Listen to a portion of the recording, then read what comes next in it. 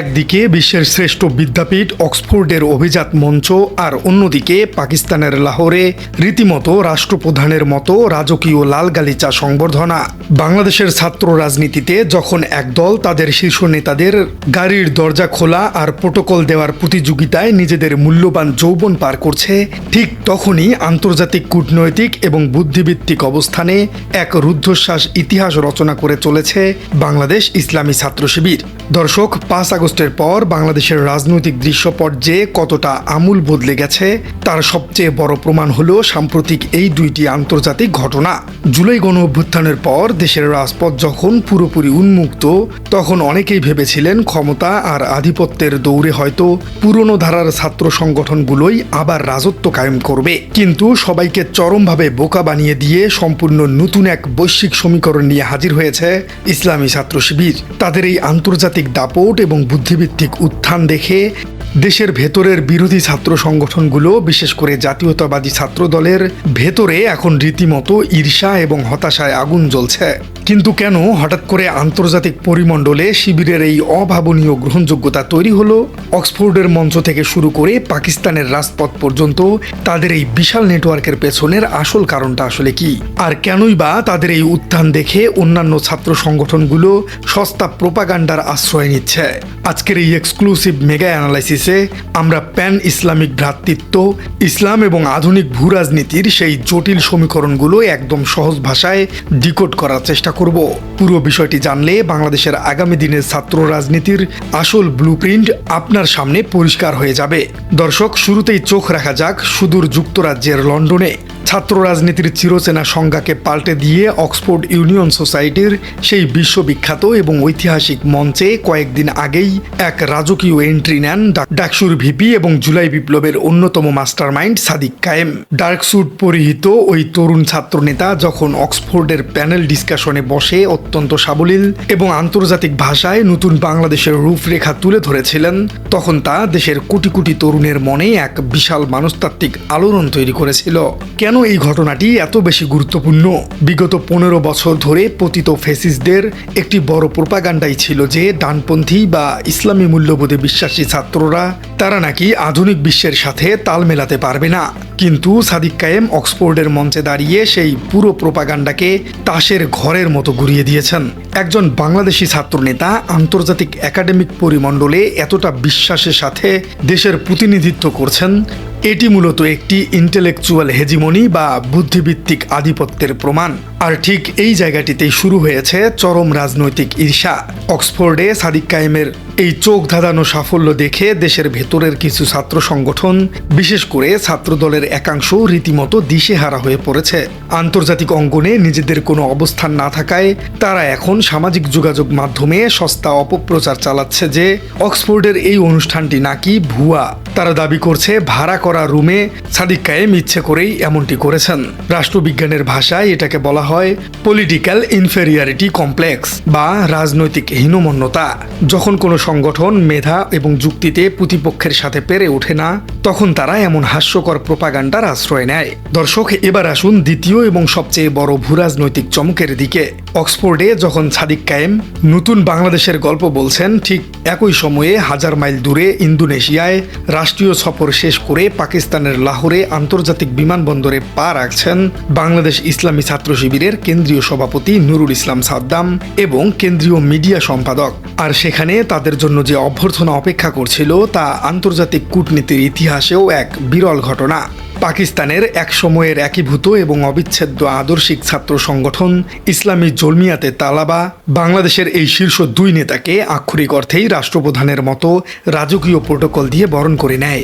লাহোর এবং করাচির প্রধান প্রধান সড়কগুলোতে তাদের জন্য লাল গালিচা বিছানো হয়।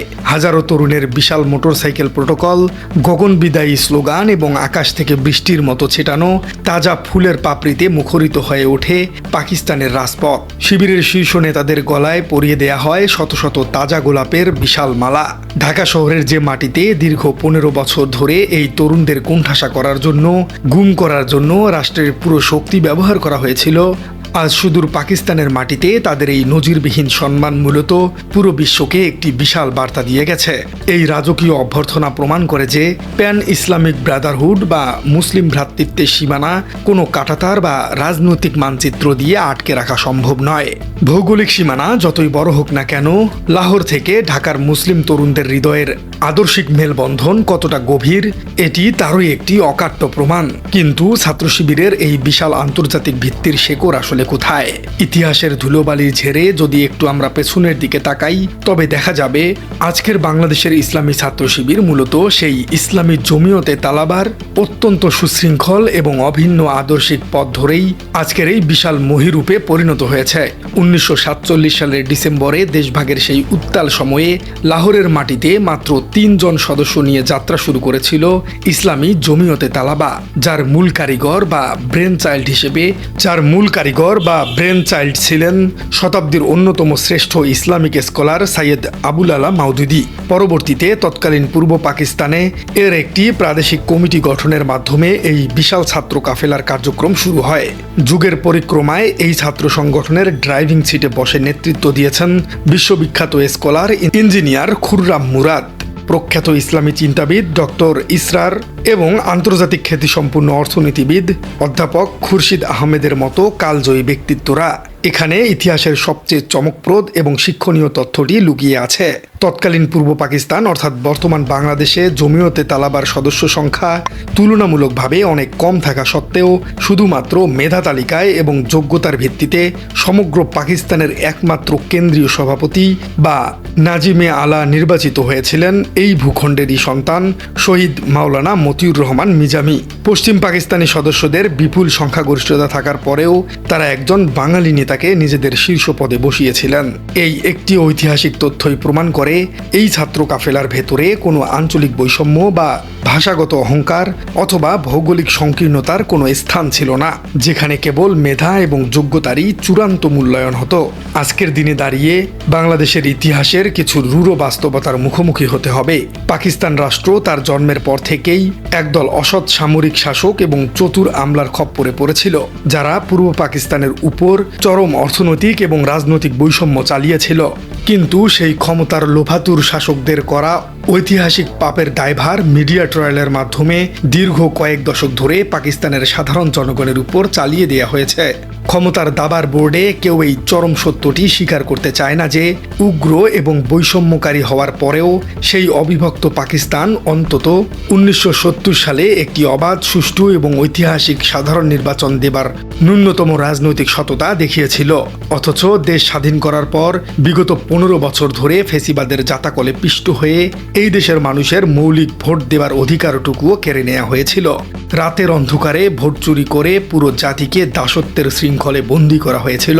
একটি স্বাধীন দেশে বসে যখন নাগরিকদের 15 বছর ধরে ভোটাধিকার থেকে বঞ্চিত থাকতে হয়, তখন অতীতের অনেক রাজনৈতিক সমীকরণ দিয়ে নতুন প্রজন্মকে নতুন করে হিসাব মেলাতে হয়। আর ঠিক এই জায়গাটিতেই হিসাব মেলাতে ব্যর্থ হয়েছে বর্তমান অন্যান্য ছাত্র সংগঠনগুলো।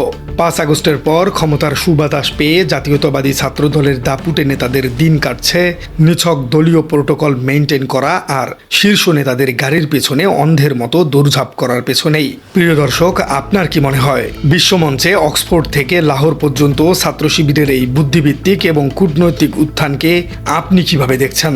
আপনার কি মনে হয় পুরনো ধারার সেই গাড়ির পেছনে দৌড়ানো এবং স্লোগান সর্বস্ব রাজনীতির দিন শেষ হয়ে আসছে? আন্তর্জাতিক মহলেও শিবিরের এত গুরুত্ব কেন দিন দিন বাড়ছে? কমেন্টে জানিয়ে দিন আপনার সুচিন্তিত মতামত। আর আমাদের চ্যানেলে নতুন হয়ে থাকলে চ্যানেলটি সাবস্ক্রাইব করে বেল আইকনটি বাজিয়ে দিন। দেখা হচ্ছে পরবর্তী কোনো ভিডিওতে।